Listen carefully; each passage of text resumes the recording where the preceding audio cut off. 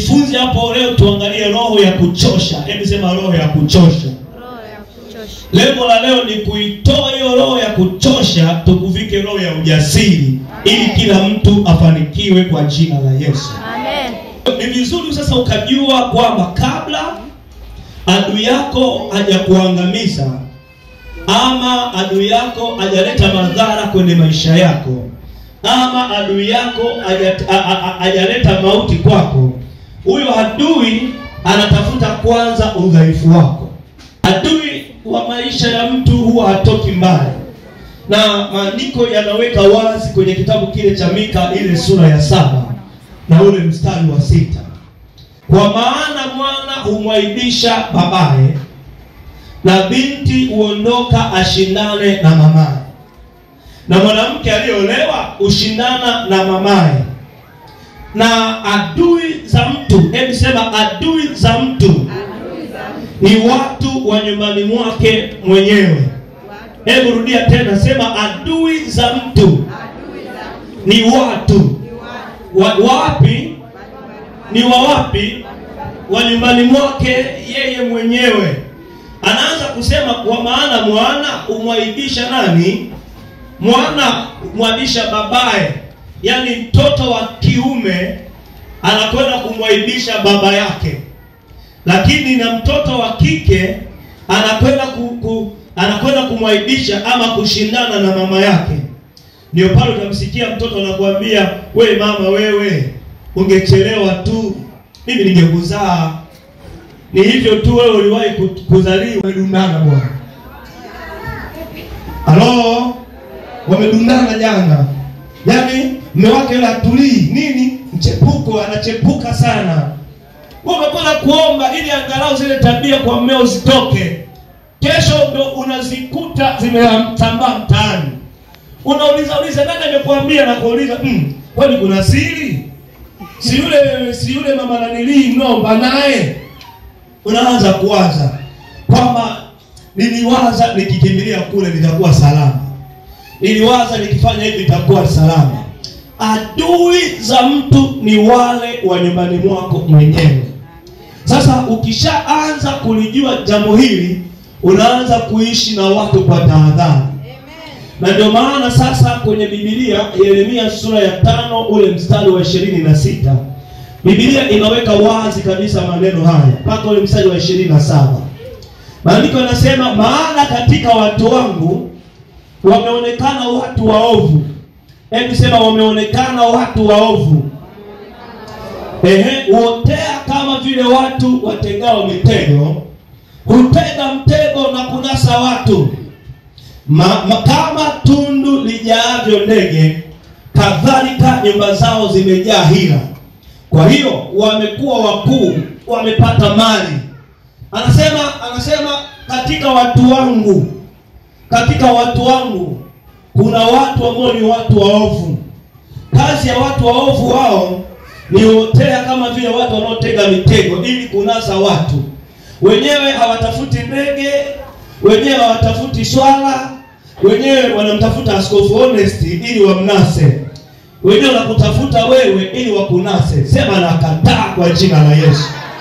Rudia tena, sema nakataa kwa jina la Yesu.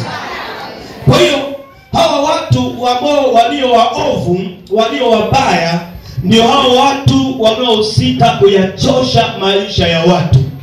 Wanataka wakuchoshe ili uchoke, ili wapate sababu ya kukuangamiza vizuri. Leo tutaomba na hatachoka mtu hapa katika jina la Yesu. Nasema tena, hatachoka mtu hapa katika jina la Yesu. Hebu nikuonyeshe tena kwenye kitabu cha Zaburi ile sura ya 55. Uone wachoshaji wao hata makanisani wapo. Hebu sema wapo. Rudia tena, sema wapo. Kwa hiyo wachoshaji kila mahali wapo. Ukienda mtaani wapo. Nyumbani ukirudi wapo.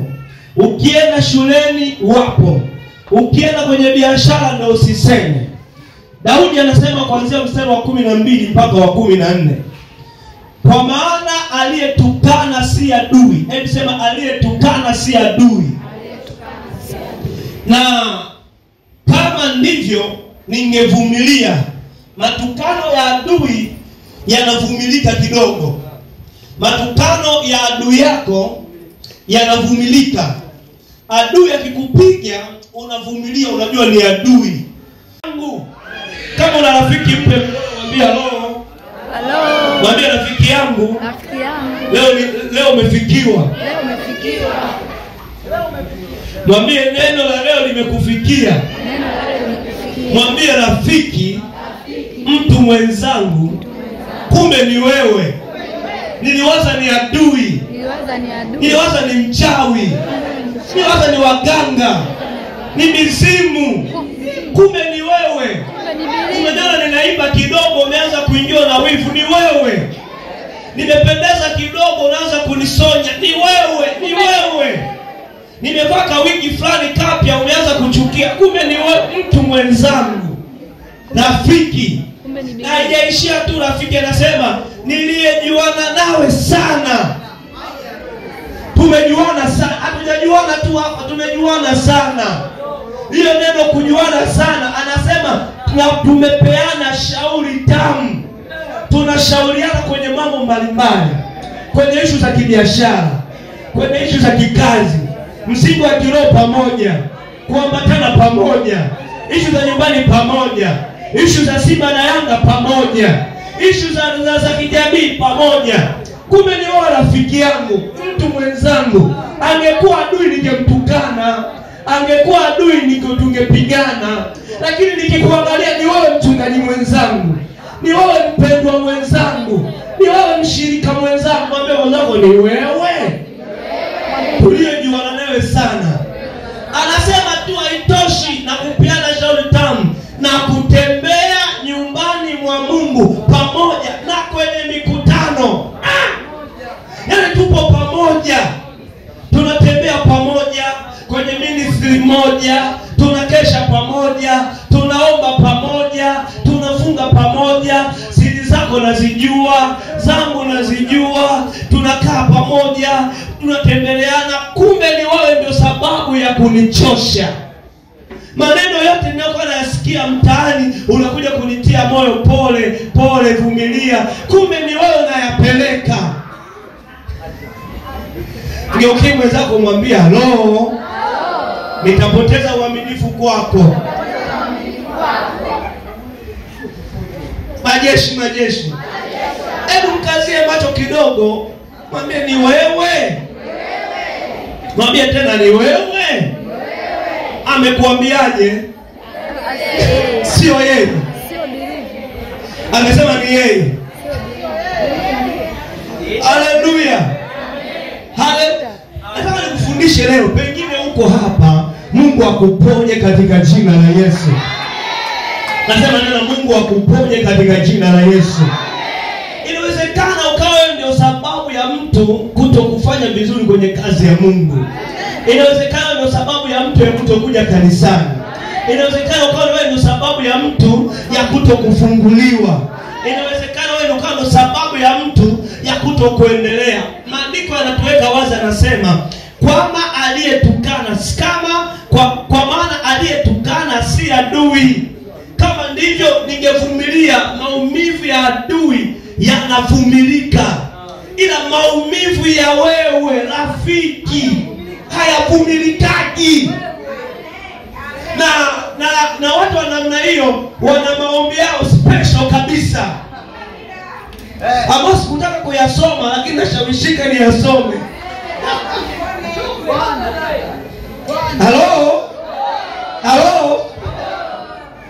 Anasema tumeenda kanisani pamoja, tunaenda kwa lugha, tukaenda na kwa mama yetu pale, tukaeleza, akatoa kumbe ni wewe.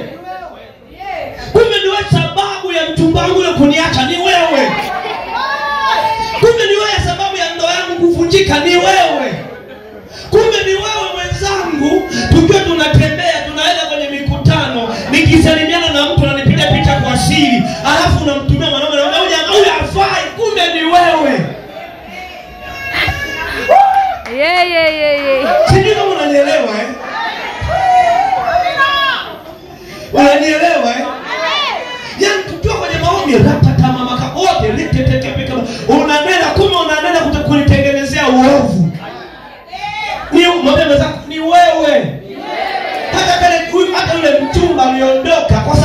wewe. Majeshi. Sasa Daudi anasema angekuwa ni adui ningejua tu ni wivu. Angekuwa ni adui ningevumilia. Kumbe matukano ya adui yanavumilika. Ila matukano ya rafiki hayavumiliki. Adui ningemuona ningekaa naye mbali. Adui ningemuona ningebadilisha njia. Angetokea basi ningejua namna nikimpiga adui akifa najua namna hainiumi ni adui. Lakini ni wewe. Mwambie wenzako ni wewe. Mwambie Yesu akuponye leo. Mwambie neno uponywe leo kwa damu ya Yesu. Haleluya. Anasema kama angekuwa ni adui, kama ndivyo mimi Daudi ningevumilia. Kipigo cha adui kinavumilika. Matusi ya adui yanavumilika. Masimango ya adui yanavumilika. Kusemwa na adui mtaani inavumilika. Imekuwaje basi umenigeuka? Imekuwaje? Mbaya zaidi na kutembea nyumbani mwa Mungu. Tumeenda hekaluni pamoja. Kwenye mikutano ya injili tunaenda pamoja. Unasikia kuna mkutano Mwakasege tunapitiana tunaenda pamoja. Unasikia kuna mkutano mwinjilisti fulani tunaenda pamoja. Unasikia labda kuna sehemu fulani tunaenda pamoja. Umesikia labda kuna nyumba fulani mountain sana tunaenda pamoja. Kumbe unanichora. Kumbe unanitengenezea vita. Na ndio maana Yesu mwenyewe akasema adui za mtu adui yako hatoki mbali.